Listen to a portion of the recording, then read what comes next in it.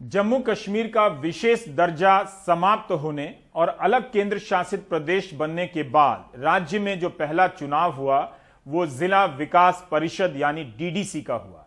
25 दिन तक 8 चरणों में हुए इस मतदान के नतीजे आने शुरू हो गए हैं।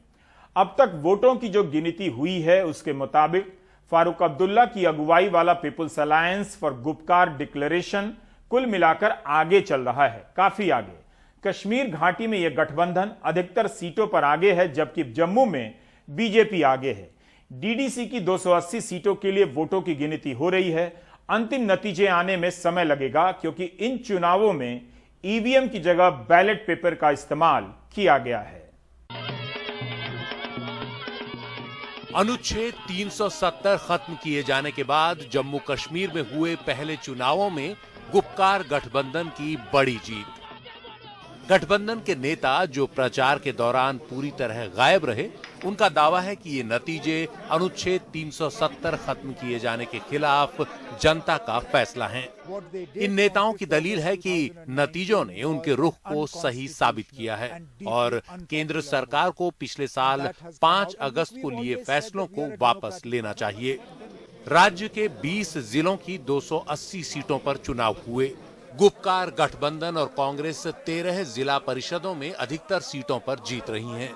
उधर बीजेपी और उसके सहयोगियों को 6 जिलों में जीत मिली है। अपने तरफ से, अपनी पार्टी के तरफ से, इस अलायंस के तरफ से उन तमाम वोटरों का शुक्रिया करूंगा जिन्होंने हमें वोट दिया, बल्कि उनका भी शुक्रिया करूंगा जिन्होंने हमें वोट नहीं दिया लेकिन जिन्होंने इस सिलसिले में हिस्सा लिया। इन नतीजों के बावजूद गुपकार रोड पर कोई जश्न नहीं हुआ। राज्य के 3 पूर्व मुख्यमंत्रियों फारूक अब्दुल्ला, उमर अब्दुल्ला और महबूबा मुफ्ती के घर इसी रोड पर हैं। इनमें से किसी भी नेता ने अपने उम्मीदवारों के लिए चुनाव प्रचार नहीं किया। उनका आरोप है कि उनके उम्मीदवारों को सुरक्षा घेरे में सीमित कर प्रचार नहीं करने दिया गया। उधर सरकार ने इस आरोप का खंडन कर दिया। लेकिन जब 8 चरणों में हुए इन चुनावों के लिए वोट पड़ने शुरू हुए तो साफ हो गया कि बीजेपी के हाई वोल्टेज प्रचार पर विपक्षियों का शांत प्रचार हावी रहा। बीजेपी नेता अनुराग ठाकुर ने इसे लोकतंत्र की जीत बताया है। निष्पक्ष चुनाव हुआ है।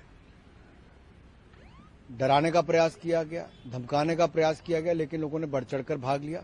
ये लोकतंत्र की जीत है। आज का वर्डिक्ट, आज का वोट बिल्कुल साफ है। हमने अलग मुद्दों पे इलेक्शन लड़ा नहीं। हमने तो सिर्फ कहा कि हम पीपल्स अलायंस हैं, हम 5 अगस्त 2019 की मुखालफत करते हैं और उसके बुनियाद पे हमें वोट मिले। इसका क्या मतलब निकाला जाए कि जम्मू कश्मीर की आवाम जो है वो 5 अगस्त 2019 को नहीं मानती। बीजेपी ने अपनी अधिकतर सीटें हिंदू बहुल जम्मू, कठुआ, सांबा और उधमपुर जिलों में जीती। कश्मीर घाटी में बीजेपी को सिर्फ 3 ही सीटें मिल पाईं। जिन हालात में ये इलेक्शन हुए, नतीजे किसी की हार जीत से ज़्यादा काफ़ी मायने रखते हैं। इसीलिए अपोजिशन का ये कहना है कि केंद्र सरकार को अब लोगों की आवाज़ सुननी चाहिए और उन्होंने अपना फैसला सुनाया है कि उन्हें 5 अगस्त 2019 का फैसला मंजूर नहीं है।